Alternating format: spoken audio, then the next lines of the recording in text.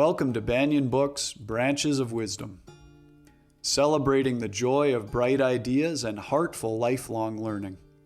Branches of Wisdom is a series of intimate conversations with the world's most influential authors and visionaries. We explore spirituality and the human mind, ecology and culture. Most episodes are recorded with a live audience. You can join our live events and submit questions to your favorite guests. Check out our upcoming schedule at banyen.com. Since 1970, Banyen Books has been a rich oasis at the crossroads of wisdom and philosophy, offering resources for humanity's evolving paths. We're a locally owned, independent bookstore in the heart of Vancouver's Kitsilano neighborhood. Visit us in person or shop online at banyen.com. Please subscribe, follow, like, and leave your reviews for the podcast. And now, enjoy.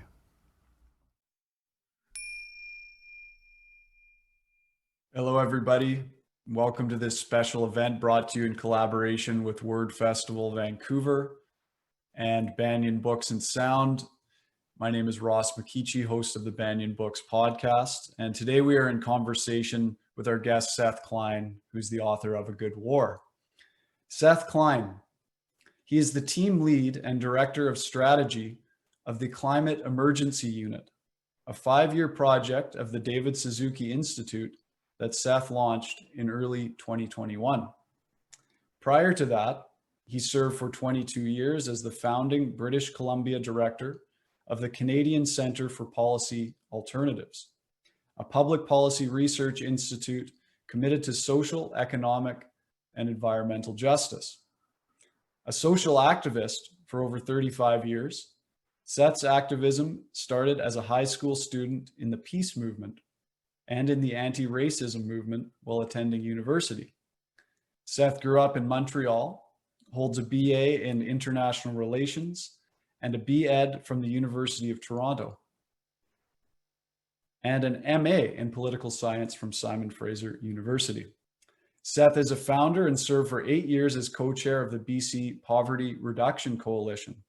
He is a founder and served for 10 years on the advisory committee of the Metro Vancouver Living Wage for Families campaign and was co-creator of the methodology for calculating the living family wage. Seth is a board member with the nonprofit Dogwood and an advisory board member for the Columbia Institute's Center for Civic Governance. And he is a founder, advisor, and instructor for Next Up, a leadership program for young people committed to social and environmental justice.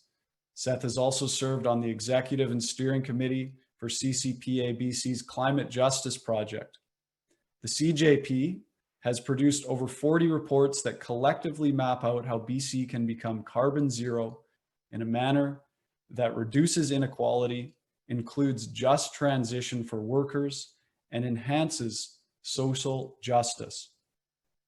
Now a freelance policy consultant, speaker, researcher, and writer, Mr. Klein is a frequent media commentator on public policy issues, giving regular talks across the province and nationally.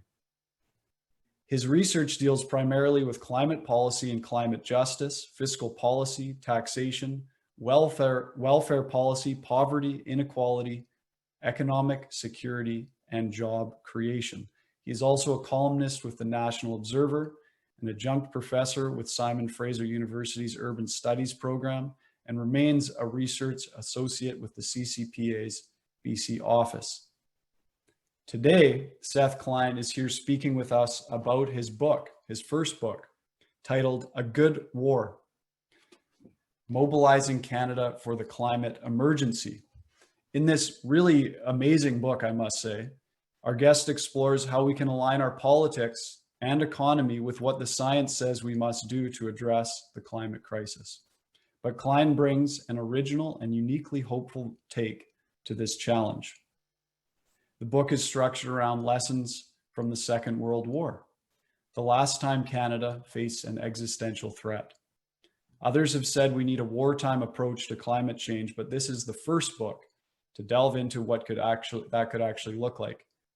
Former NDP MP Libby Davies says of this book that it's a magnificent job, a climate emergency manifesto that brings it all together: history, politics, economics, humanity, mobilization, and science, with wisdom of the actions we must undertake to win this good war.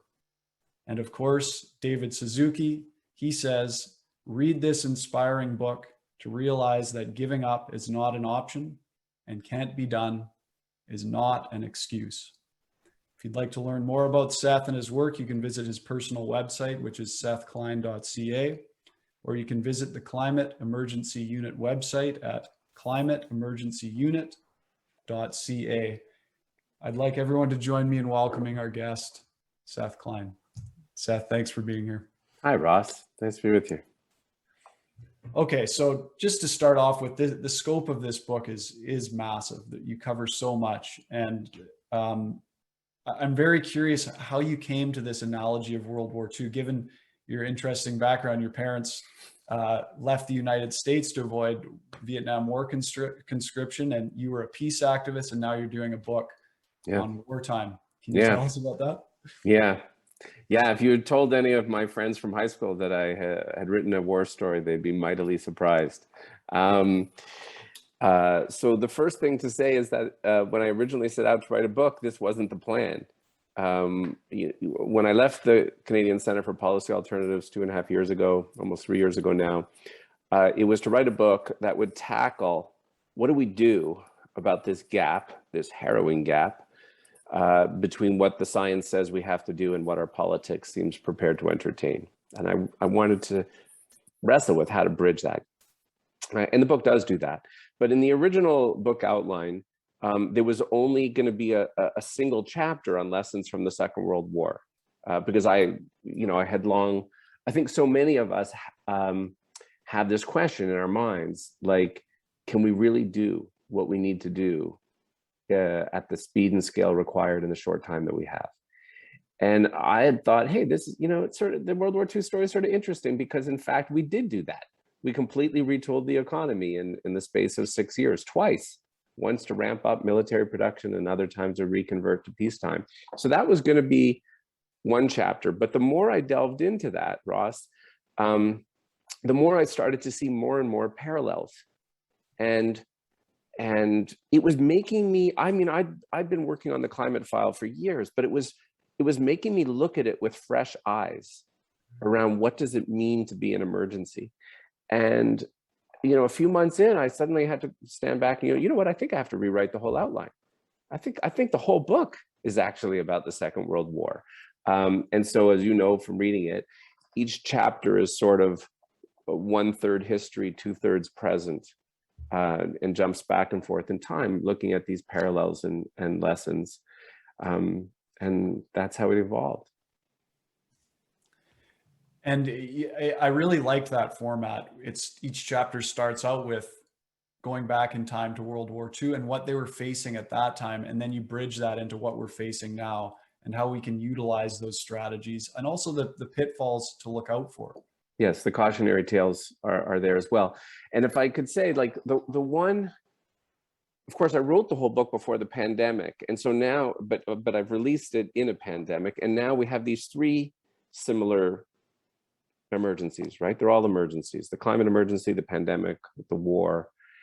And you see these funny threads through them all, a key one of which is, and I offer this up because I think it offers some solace to all of us who are anxious about climate, and rightly so. All emergencies start with a period of denial. All emergencies start with a period of denial. World War II started with a period of denial right up to the 11th hour. The country and the leadership did not want to do this. And then we can all remember 20 months ago hearing about this virus, and we were all in denial about how it was about to upend our lives. And now, we all wrestle with different dimensions of denial when it comes to the climate emergency and what it means for our lives and our governance. But the other interesting parallel is that in all of these cases, or at least the earlier ones, and the pandemic, there's a certain alchemy occurs of events and leadership that shifts the zeitgeist and moves us into emergency mode. That's what happened in the war. I think that's what we all remember in the early months of the pandemic, right? I remember certain events. You remember certain events. I remember when they canceled the NBA season. I don't even watch basketball, but I remember when that happened, and I remember thinking, whoa, this is different. But it also takes leadership. I know it took seeing the prime minister in front of his house every morning, and that communicates something. With climate, the events are happening. We've just had a summer of these events, but the leadership isn't there yet in emergency mode. Yeah. I'm just curious, this you make it clear at the start that this isn't the focus of the book in terms of going over the science again behind why climate change needs to be addressed. But just for the minds of those people who might be with us who, like myself, I'm not deeply educated on climate change. I have this vague idea that it's an important thing. How can you address that and help us understand just how much of a crisis we're actually in? Yeah, well, first of all, you're quite right that I spend very little time on this in the book. I take the science as my starting point and move into what do we do about it. But you're also right that for a lot of people, we do still need to hammer home how serious this is. And the short answer to that is, if we don't get serious about this, the path we are on and the future it spells for our children and grandchildren is horrific. A world that is devastating and deadly for millions, that is deeply disruptive for everybody else, and quite possibly ungovernable. I mean, if you think about how disruptive the last year has been with the pandemic, and of course it was deeply disruptive, at no time did the pandemic, at least for us in Canada, did it disrupt our food and water systems, but climate will. And in a way, if you think back, especially to the early months of the pandemic, it was in its nature that most of us were able to be our best selves. You know, we came out of our houses every night at 7 o'clock and banged pots and pans and all that good stuff. Extreme heat, as many of us experienced in June, messes with your brain. It actually undermines your capacity to cope at the very moment that you need to call upon your best self. So for everyone who wonders how serious this is, I guess I would just say, if you thought the pandemic was disruptive, you ain't seen nothing if we don't get serious about this. But there is another problem here, Ross, which you alluded to, which is you've got much of the Canadian population that is now anxious and concerned about climate, but the level of climate literacy remains very low. Only about half of Canadians can correctly answer the question that the main source of global warming is the combusting of fossil fuels in our vehicles and homes, for the most part. And so you end up with these very muddy poll results. For example, if you ask the public, are you concerned about climate? Is it an emergency? A majority say yes. If you ask them, well, what should we do about it? They go right to recycling and plastics. Now, those are important issues, but they are not the drivers of climate change. And so part of the mobilization task is to boost that level of climate literacy. Yes. You use the term the new climate denialism. What is that, and how does it manifest in our society and in our politics? Well, so first of all, it's different from traditional denialism. So climate denialism, you know, old school, a la Maxime Bernier, a la Donald Trump, is to just reject the science of human-induced climate change. The good news is that those who hold that view are a diminishing rump of public opinion. And they don't actually concern me very much, because when it comes to mobilization in the face of emergency, you don't need unanimity. We didn't have it in the war. We clearly don't have it in the pandemic. And we're not going to get it on climate, and it doesn't actually matter. Far more troubling to me is this dynamic that, as you say, I call the new climate denialism. And what I mean by that first of all, to a certain extent, we all are subject to it. But I'm particularly concerned about political leaders and industry leaders who it manifests in the form of people saying they get it, saying that they accept the reality of human-induced climate change, but then continue to practice an agenda and a policy agenda that does not align with what the science says we have to do. And it manifests in all kinds of unfortunate ways. It manifests where, you know, the government, the outgoing government, 2 years ago, passes a climate emergency motion in the House of Commons one day and reapproves the expansion of the Trans Mountain Pipeline the very next day. It manifests by our provincial government tabling the strongest climate plan in the country while still doubling down on fracking and liquefied natural gas. That's what I mean by the new climate denialism. Right. So why is this happening? What's going on with our political leaders that there's this split? Why aren't we seeing any bold leadership here? It's a good question. Well, first of all, there is some bold leadership, but not nearly enough. It's a really good question, Ross. So I think there's a few dynamics at play that feed that new climate denialism. One is the curse of climate relative to COVID, relative to the war, is that it moves in slow motion. And that allows our politics to kind of kick the can down the road. Secondly, there's the powerful influence of the fossil fuel industry itself, which is forever making mischief and delaying action and exerting profound pressure on our political leadership. But there's also, there's a third dynamic, which is, you know, I interviewed a lot of politicians for my book as part of the research. And I wasn't interested in interviewing any politicians who were out and out climate deniers. I only wanted to interview those politicians who I actually believe get it, but whose governments or parties practice the new climate denialism. And I wanted to know why. And when you press them on this, they almost, to a number actually, they fall back on some variant of the line, well, you've got to meet the public where they're at, and the public isn't there yet. Now, I found that answer very frustrating and annoying because I was deep in the study of World War II at the time. And one of the striking things about those leaders from the Second World War is that they didn't meet the public where they were at. They were forthright with the public about the severity of the crisis, and they took the public where they needed to go. But I also wanted to test the proposition, so I commissioned this poll from Abacus Data. And what the poll found was that those politicians were underselling the public, that in fact the public is ahead of our politics, both in understanding the emergency and in their preparedness to accept bold action.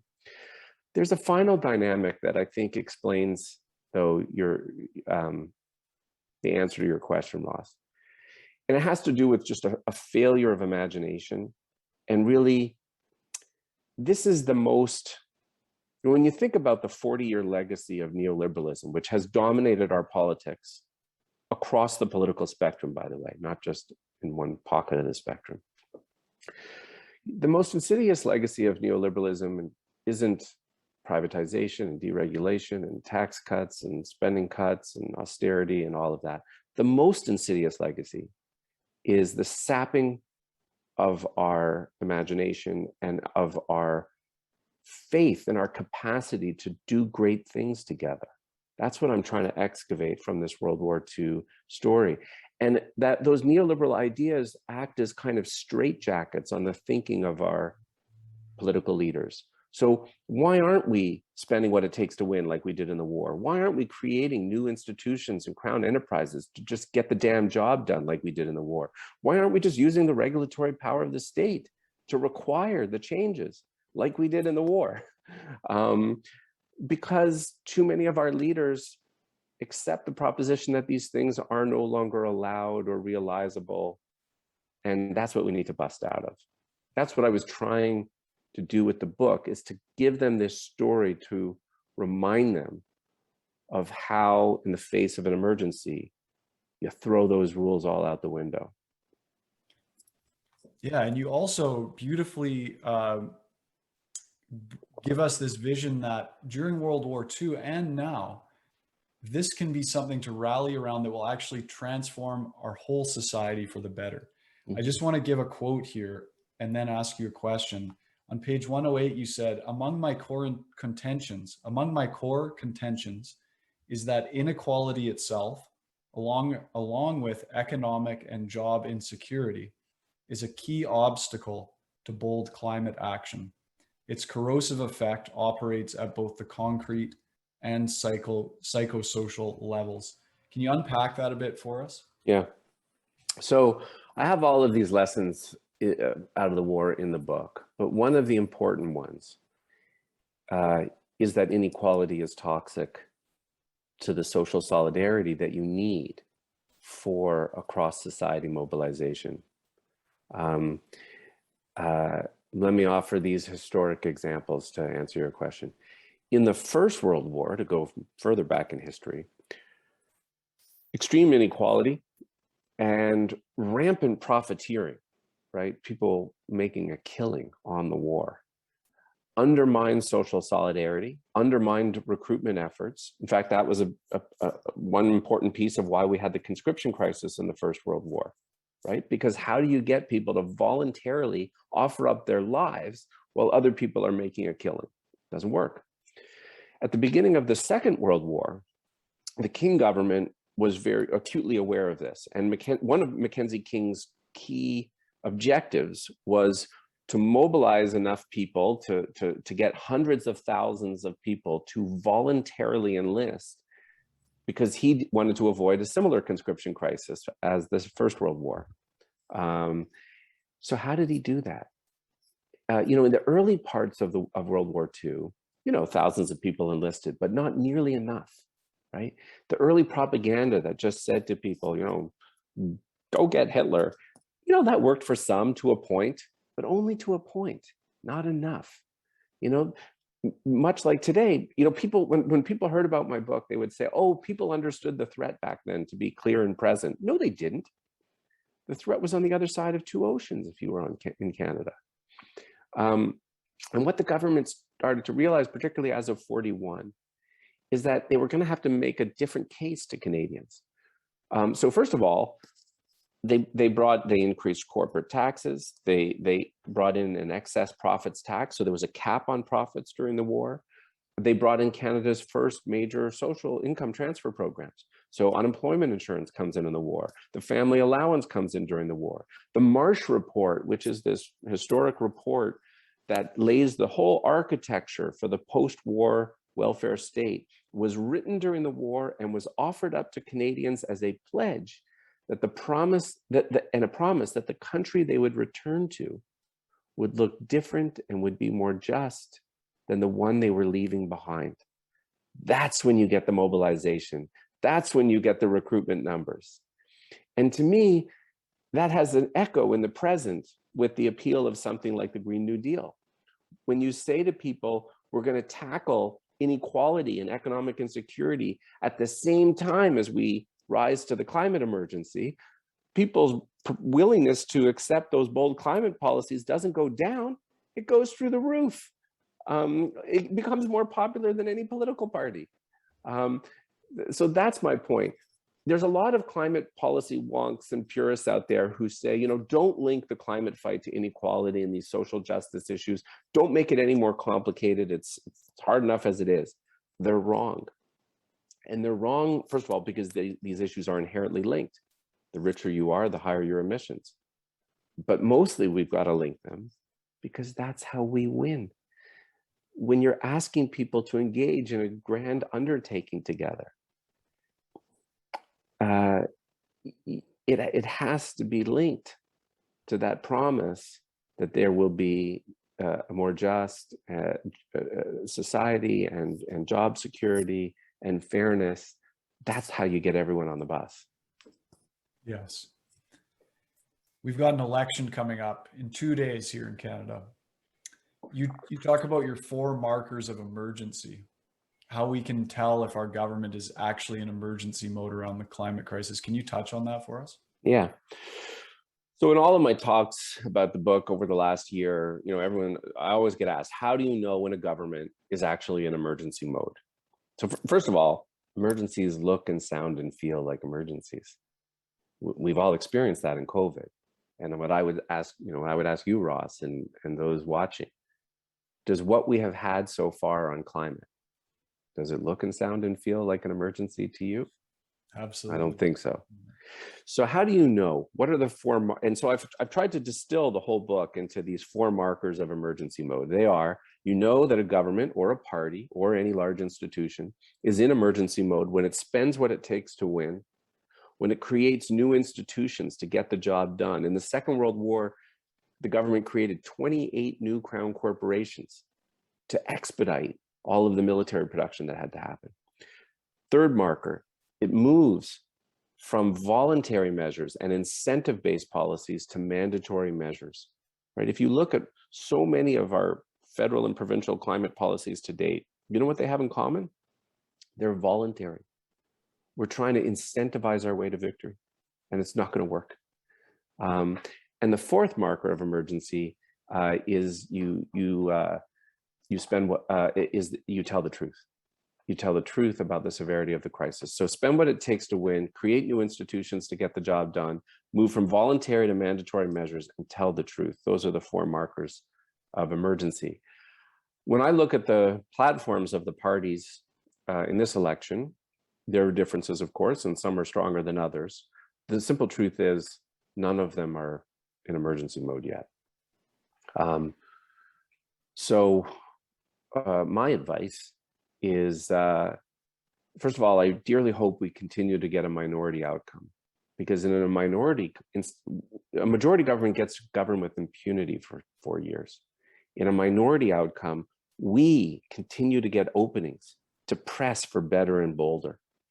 And then the second key, I think, in this narrow path to victory is we need to elect a much larger contingent of true climate champions. And the good news is there's a lot of them running. And people can go to the websites. You could even share them in the chat if you want, of 350.org and Lead Now, where they've identified endorsed climate champions.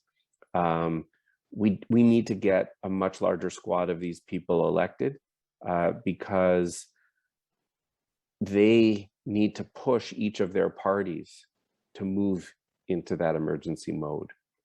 And if we have a minority government, they will be better placed to do just that. So what can we do as voters? That's what you're suggesting we do as voters come Monday is vote for these climate champions in our riding. Yeah, so here I'm just going to put in the chat right now. There's a link to the 350 endorsed climate champions. ClimateAlliance.ca for those who aren't seeing it. ClimateAlliance.ca. Right, thank you. And here's from Lead Now, where it's just leadnow.ca about courage champs. Nice. Okay. /about courage champs. /about courage champs. So there's a few dozen of these people who are recommended across the country. People still have the weekend to go volunteer for these people. That's what I'm doing this afternoon and tomorrow afternoon for 2 different ones who I feel strongly about, Anjali Appadurai and my brother-in-law, Avi Lewis, who lives in your riding. In my riding, yes. On the Sunshine Coast, Westman Sunshine Coast, Sea to Sky, and Anjali Appadurai in Vancouver Granville, which is going to be a really neat one to watch. There's simplistic advice out there in these final days where people say, look, the only real choice for government is the Liberals or the Conservatives. So you have to pick, line up behind the better one. I think that's actually very poor advice in the electoral system that we have. People need to look more carefully at the situation in their province and in their riding and make a more sophisticated strategic decision about how to vote. Mm-hmm. The idea that politicians need to work more across party lines in this crisis, do you see that happening enough? Are there any federal leaders who you see promoting that idea? It's certainly not happening enough. And this is what I like about minority governments, is in some ways everyone gets to put their best ideas forward. What I really hope, if we get a minority government, is that there's some sort of basis of agreement in in some sort of cooperative arrangement where true action on the climate emergency is a core plank of that basis of agreement. But, you know, if there's let me go back to the history of my book, and then, you know, I realize I'm everyone's weird uncle going back to this wartime history, but so in World War I, Canada had a unity cabinet, unity government across party lines. We didn't in World War II. The Liberals had an outright majority in World War II. England had a unity government. But here's the thing about emergencies. When emergencies are recognized as the emergencies that they are, sometimes we realize that the leaders we have aren't up to it and have to be replaced. So the British Conservative Party in World War II realized they had to replace the leader they had with another leader. And sometimes the leaders we have surprise us and become the people we need them to be. And you know, that's the moment we're in. We have to, you never know. I mean, if you had said to Canadians in 1938, this gang in Mackenzie King's cabinet, do they have what it takes to completely transform the economy in Canadian society? I'm certain most Canadians would have said no, and they had no reason to believe otherwise. This same group had been so rigid and inflexible in the face of the Depression, and yet they would have been wrong. Turns out they could. And if you had asked me 20 months ago, you know, are there people at Finance Canada and the Bank of Canada capable of quickly pivoting and in weeks creating these audacious new programs like the CERB and the wage subsidy and funding them the way that they did? I would have said, no, there's no one home who thinks that way. And I would have been wrong. So you never know. Mm-hmm. But the pressure has to come from us. How do we address the oil and gas industry? Like, you make it pretty clear that they do everything they can to block this kind of action, and they do have a lot of influence. Nobody can deny that. Whereas with COVID, you could argue that, you know, the pharmaceutical industry, one of the other biggest industries in the world, actually profited from it. Not that that's a bad thing, or maybe it is, but that may have bolstered things. Whereas in this case, we have one of the most powerful industries in the world actually actively blocking addressing the emergency. How do we deal with that? So a few things. First of all, on that pandemic example, I would note it's not just the pharmaceutical companies that have made a lot of money in the pandemic. Retailers and, you know, grocery store chains. There's been some incredible profiteering in this pandemic. The wealthiest 47 billionaires in Canada saw in 1 year a combined increase in their wealth of $78 billion. Okay, that in the Second World War, that would have been illegal. In the Second World War, the Mackenzie King government structured a tax regime individually and for corporations that would have made that kind of profiteering illegal. And that's how it should be in an emergency. And I would also note, you know, there's a lot of things the federal government did right in the pandemic, but one thing they didn't do is quickly recreate a crown corporation to mass produce vaccines, which we used to have in Canada. Now, in the end, we got the vaccines we needed, imported from elsewhere. But what did we do? We used our economic might to outbid poorer countries for that supply, which is the opposite of what we did in the war. In the war, we were an arsenal for our allies, which is why I fixate a little bit on the role of crown corporations. But your question was mostly about what do we do about the fossil fuel companies? We have to name who's blocking progress. And one of my critiques of both our provincial government and our federal government is that they're still in a mode, they're in appeasement mode. And I use the term advisedly from my World War II story. They want a climate plan with which those companies can stand on the stage with them and say, this is a good climate plan, we can get behind this. And what I'm saying in the book is, at this late hour, any climate plan with which those companies can find comfort isn't a climate plan worth having. For most industries, they can still have a bright future and a transition plan to wean themselves off of fossil fuels and decarbonize. But for those companies whose business is the extraction and production of oil and gas and coal, they need to be managed for wind down. And part of confronting the new climate denialism is being straight up about that. Right. Before I get to the next question, I just want to remind our live audience that we'll be getting to some of your questions for Seth Klein. So please go ahead and type those into the Q&A tab, and I'll be reading them out to Seth shortly. On that note, I mean, one of the things that's always pointed to is, well, what about the jobs of the people working in that industry? That's the easiest go-to argument that plays to people's heartstrings. So how do we address that? Yeah, well, and it's really important.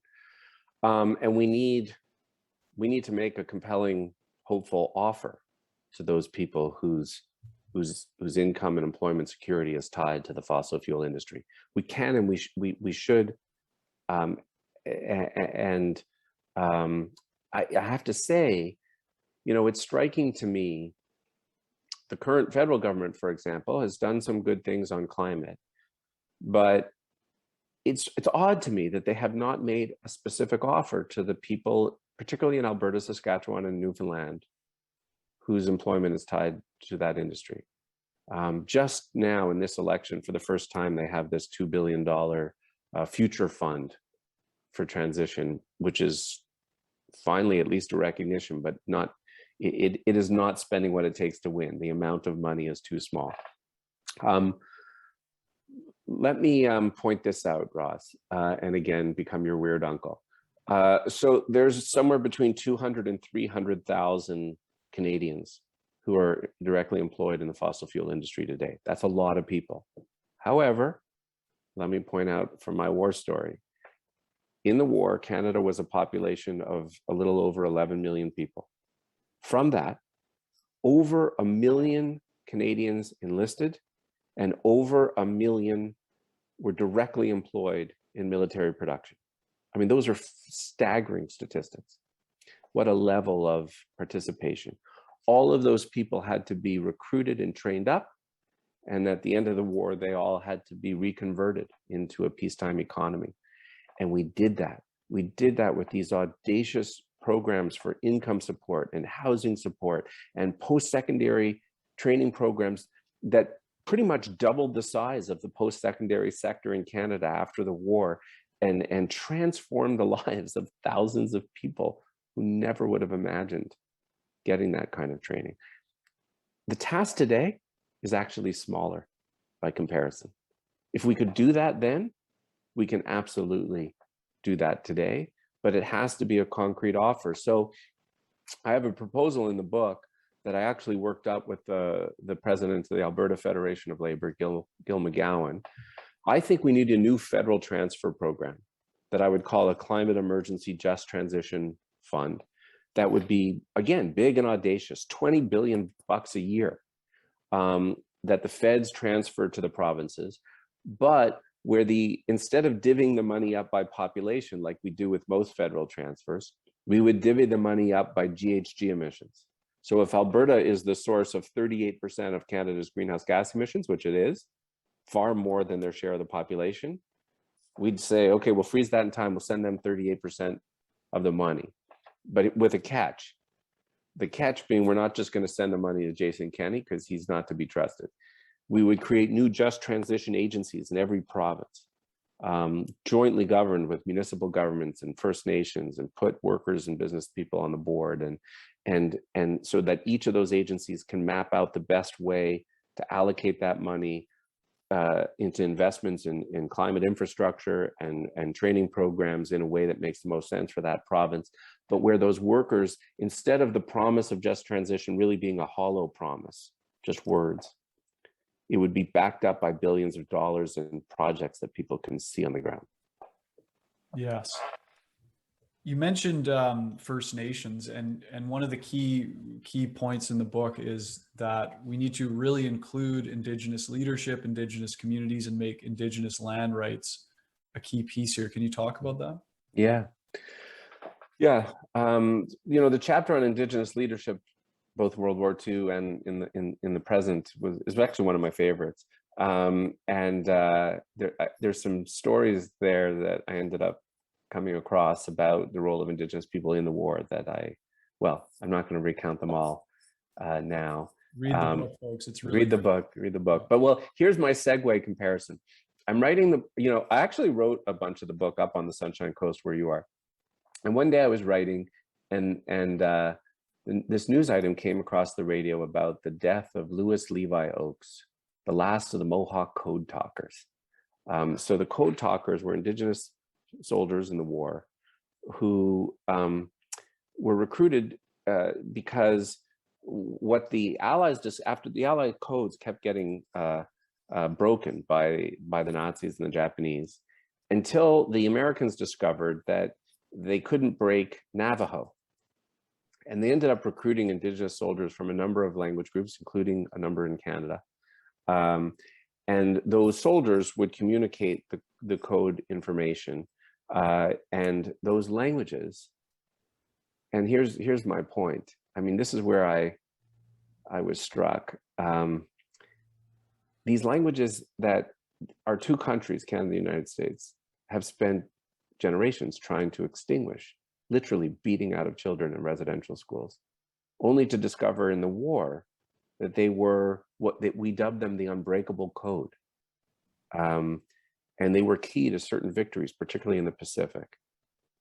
And then you fast forward to the present, where in the face of our politics dithering and dodging on coherent and meaningful climate action, over and over and over again, it is the assertion of Indigenous rights and title, which again, our two countries have spent generations violating and abusing and ignoring.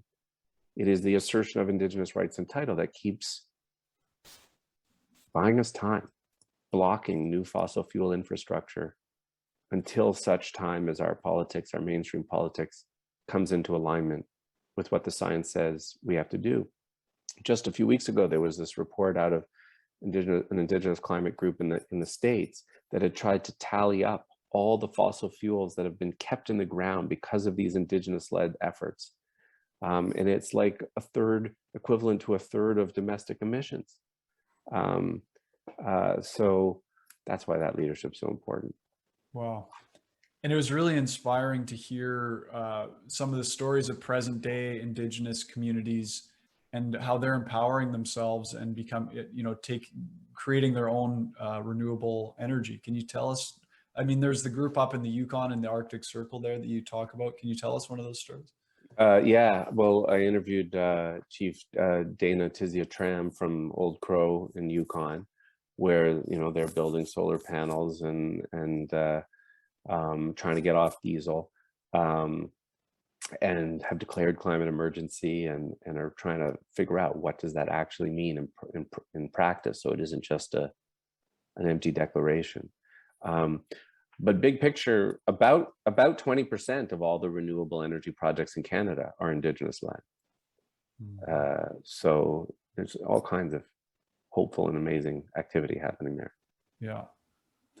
A reminder to folks, if you want to put in your questions, we got a bit of a shy audience today. Go ahead and put in your questions for Seth Klein. But in the meantime, I've got lots, so I'm happy because there's so many things I wanted to ask. Another thing that was really inspiring is the role of young people in this movement. And you talk about the need to lower the voting age to 16. What kind of an impact would that have? Well, I think it would have a huge impact. I have favored voting the lowering the voting age since I was a teenager and I was politically active and couldn't vote. I've been annoyed ever since. But now I actually think there's a much more compelling reason. I mean, young people are once again rallying to our collective defense, even before they can vote. We need them. We need them in our voting pool, lickety split. And again, I draw this interesting analogy in the book. I mentioned earlier that over 1 million Canadians enlisted in the Second World War. 64% of them were under the age of 21, which is amazing, wasn't it? It means, they left their farms, they deferred their careers and their university lives, because the emergency was in that moment, and they met it. But for all of those young people who were under the age of 21, interestingly, they couldn't vote. The federal voting age was 21 until 1970. And that to me has this striking parallel to the present. All of these young people, again, mobilizing in our collective defense, and yet we deny them the franchise. So there's something profoundly unjust about that to me, particularly because they will be the ones more than any of us who will live through the consequences of our denial and delay. I also tell some hopeful stories about how, in the book, about how they are making a difference even before they get the vote. So I tell the story in particular about Vancouver, where I am and where Banyen Books is, this festival. Now I'm a little biased in this story, just to be right up front about this, Ross, because my wife, Christine Boyle, is the Vancouver City Councillor who moved Vancouver's climate emergency motion about 3 years ago. And the outcome of that is that Vancouver has one of, if not the most ambitious municipal climate plans in North America. And it is an emergency plan. It hits the 4 markers that I mentioned before. Just to give you one example of marker 3, moving to mandatory. As of next year, like 2022, just a few months from now, new buildings in Vancouver won't be able to use natural gas for space and water heating, 10 years earlier than the provincial requirement. Wow. But here's the interesting political story I want to share with you. When Chris moved that motion, she had only just been elected. And she was elected on this city council. This sort of speaks to your cooperation point earlier. Interestingly, for those of us who live in Vancouver, as long as I'd lived in Vancouver since the early 90s, the mayor had always had a majority of his party on council, always a him. And so there was no mystery to how any vote was going to go. You knew the outcome before it happened. But Chris got elected for the first time to a very politically mixed council. She's the only member of her party. No party has a majority. And frankly, you never know how this game's going to vote on anything. There's real politics. And yet those climate emergency motions have passed unanimously. Now, how did that happen? First of all, my wife's really good at her job. She's very convincing. But she would say that it happened because each time those votes occurred, dozens of high school students skipped class. They rallied outside. They spoke before council. They filled the galleries. And they basically made it politically impossible for even the more conservative councillors to vote no. They did that even before they could vote. Wow. Yeah. The power of youth, they're able to move us, aren't they? One thing that I'm very interested in, I don't know a lot about it, but maybe you can touch on it, is the Green New Deal. Can you tell us a little bit about that? Yeah, well, so the Green New Deal, it has its historic origins in the New Deal of the 1930s in the States, which was this massive infrastructure spending program to banish unemployment. But really, the Green New Deal is similarly, it's about huge infrastructure spending to meet this moment and to simultaneously tackle the climate crisis and inequality. But it's not American anymore. There are political parties across the world that have won elections running on Green New Deal ideas.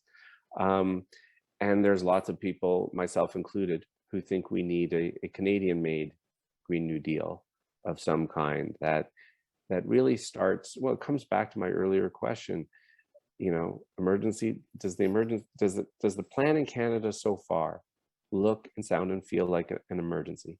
Is it inviting Canadians to join in a grand societal undertaking? Not yet.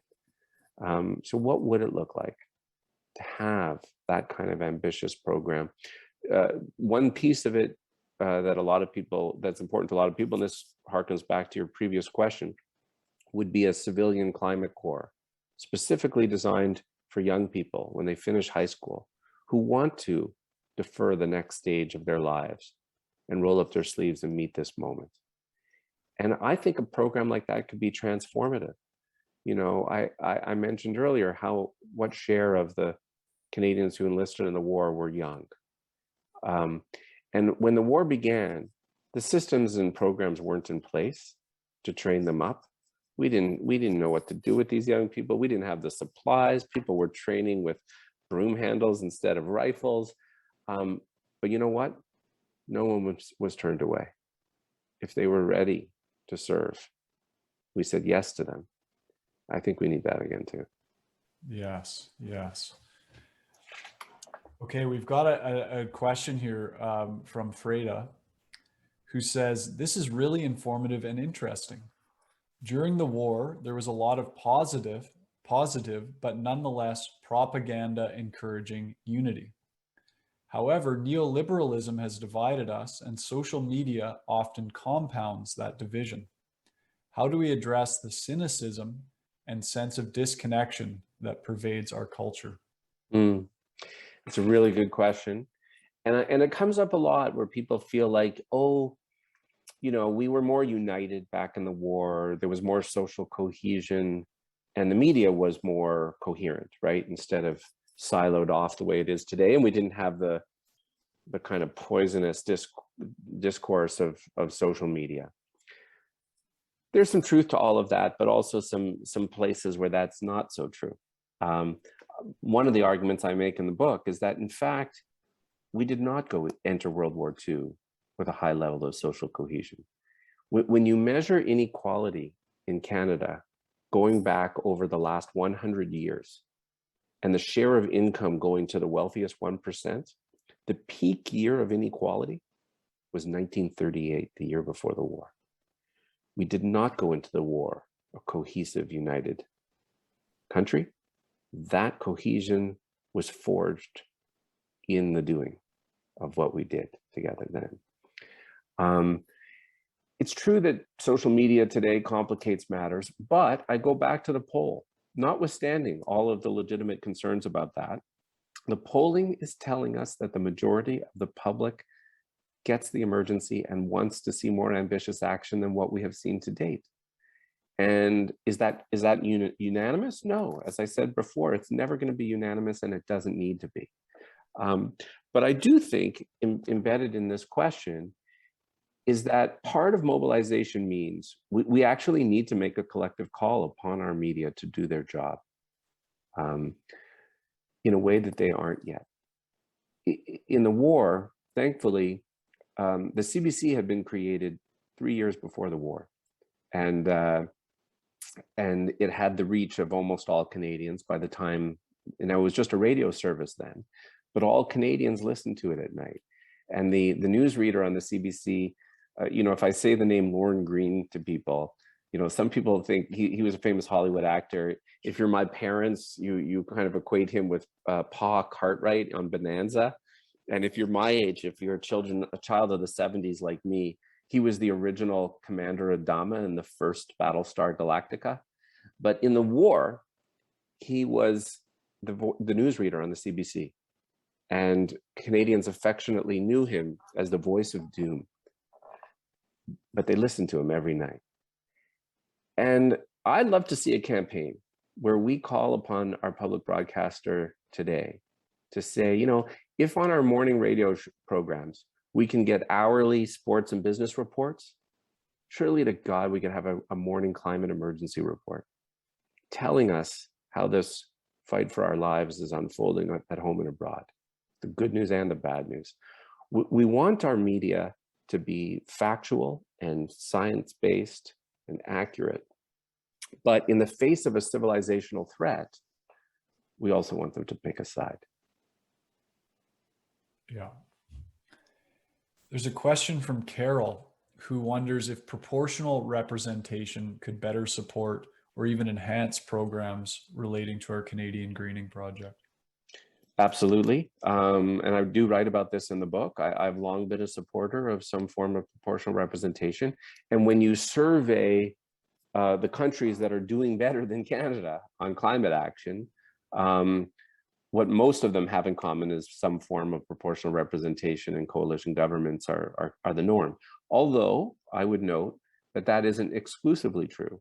So for example, within the G7 countries, the country that's actually made the most progress on lowering emissions is the UK, which has the same stupid electoral system that we do. And while I am somebody who wants and likes minority governments that would force the kind of cooperation that the question is getting at, again, it's worth noting that in World War II, the Liberals had a solid majority through it all, and yet managed to pivot and do what was needed to prosecute the fight in that emergency. So, you know, my short answer to this question is, would proportional representation help our chances? Yes. Is it necessary to meet this moment? No. Yeah, thank you.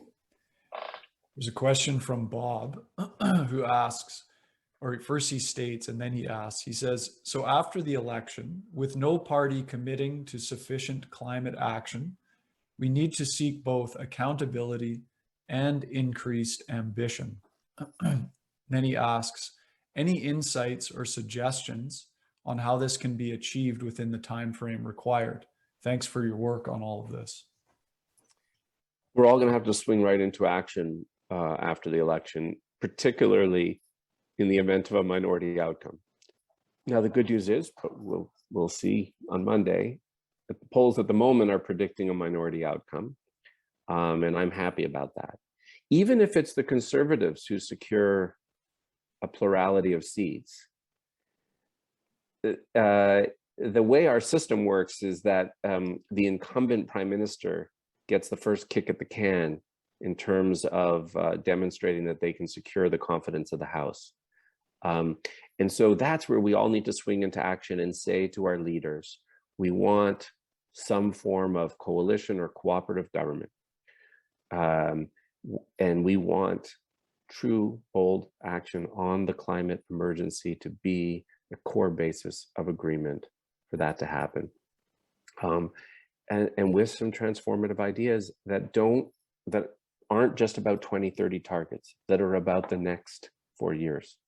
I think we need carbon budgeting in some form that starts to put annual limits now that decline over the life of each government, so that there's more accountability rather than these distant targets. And we need to hit the 4 markers. We need them to spend a lot more to meet this moment, create institutions. Why do I fixate on the institutions?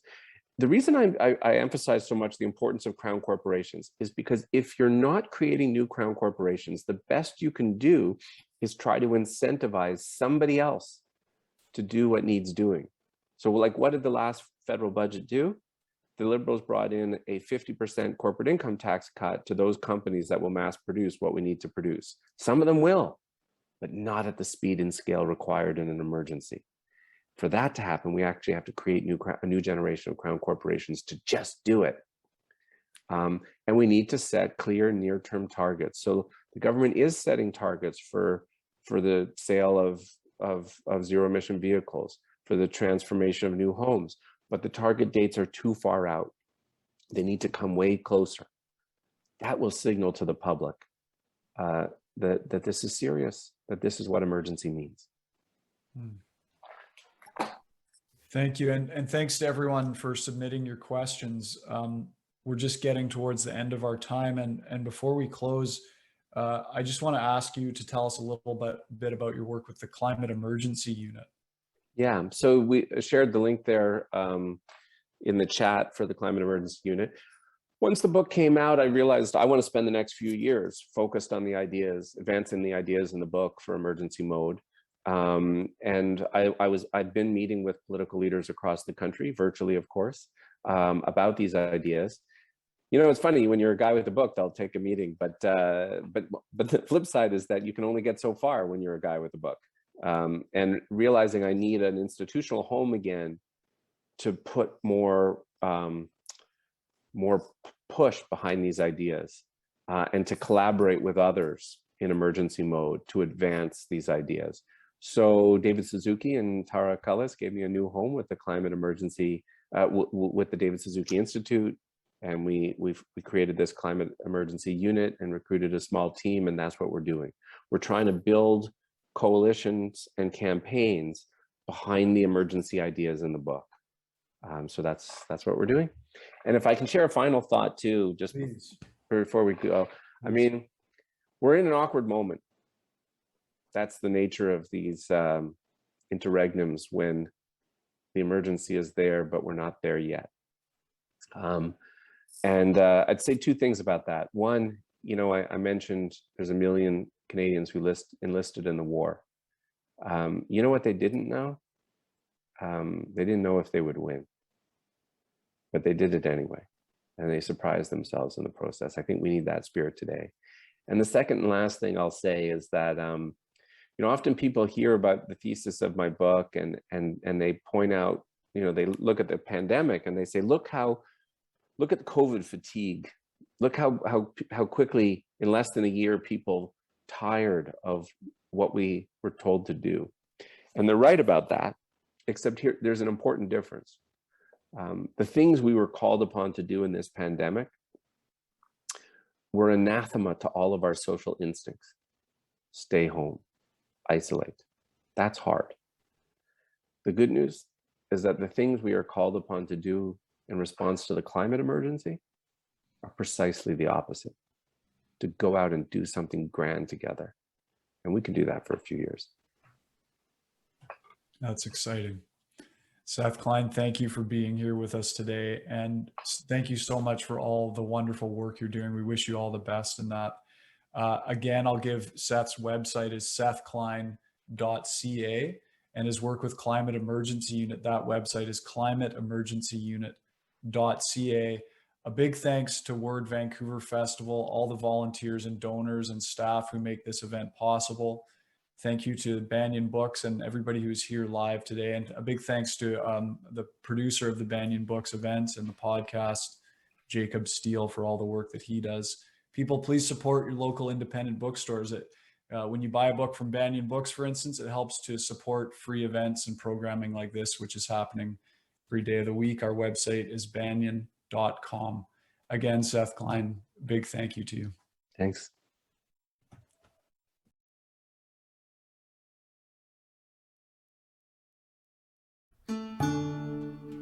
Thanks for joining us for Branches of Wisdom, a podcast of Banyen Books&Sound, Canada's spiritual and healing resource since 1970.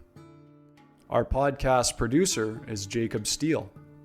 The show is edited by Abdo Habani. And I'm your host, Ross McKeechee. Watch all our conversations on YouTube by searching for Banyen Books, or listen on your favorite podcast platform. Please subscribe, follow, like, and leave your reviews and comments. We love to hear from you. For all our live events, books, and more, visit us at banyen.com.